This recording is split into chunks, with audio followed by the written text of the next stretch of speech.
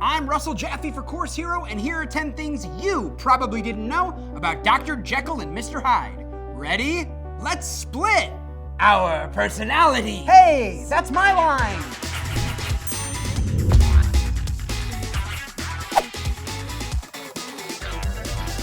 In 1885, Stevenson had a detailed dream that would inspire him to write Dr. Jekyll and Mr. Hyde.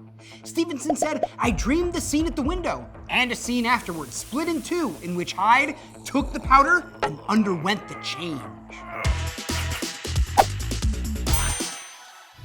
When told by his wife he had missed the allegory in writing the novella, Stevenson apparently burned the draft and started fresh. It's not known whether this event really occurred or is simply one of the many mysteries surrounding this book's creation. During the 1880s, Stevenson experienced a decline in health, which many believed was undiagnosed tuberculosis.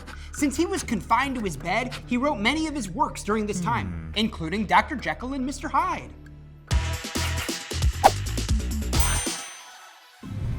Stevenson's notion of a sophisticated gentleman living a secret criminal life was inspired by the story of Deacon William Brodie. Like Dr. Jekyll, Brodie enjoyed a high society lifestyle. Instead of physically transforming like Dr. Jekyll, Brodie led a gang of burglars that terrorized his Edinburgh neighborhood at night. Gertrude Jekyll, a famed gardener, was a friend of Stevenson, and he asked if he could use her surname for his character. She agreed, although she noted that the name was usually pronounced Jekyll.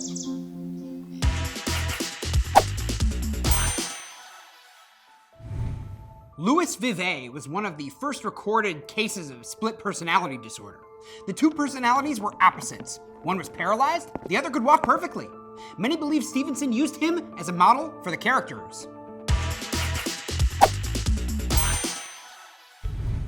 Although Dr. Jekyll and Mr. Hyde is set in England, many literary scholars believe it to be a social commentary on life in Scotland, which was seen as a country divided between two cultures. Comparisons can be drawn to Dr. Jekyll and Mr. Hyde, who, despite their differences, still inhabited the same body. An 1888 staged version of Dr. Jekyll and Mr. Hyde coincided so perfectly with the onset of the infamous Jack the Ripper murders in London that the public was convinced that the actor Richard Mansfield must be the culprit. This was never confirmed, but Mansfield's transformations during the play were so realistic and passionate that many audience members were genuinely horrified by the performance. Stevenson's father was a lighthouse engineer, and he expected his son would follow in his footsteps.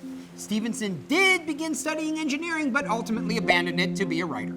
Stevenson published his first book, An Inland Voyage, at 28 years old. Dr. Jekyll and Mr. Hyde, published when he was 35, helped propel him to fame.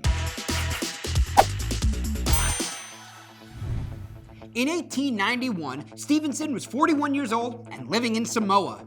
He discovered that the 12-year-old daughter of the U.S. Commissioner to Samoa wished her birthday wasn't on Christmas Day. Stevenson, born on the 13th of November, drew up a document to officially transfer his birthday to the girl, saying, "I have now no further use for a birthday of any description."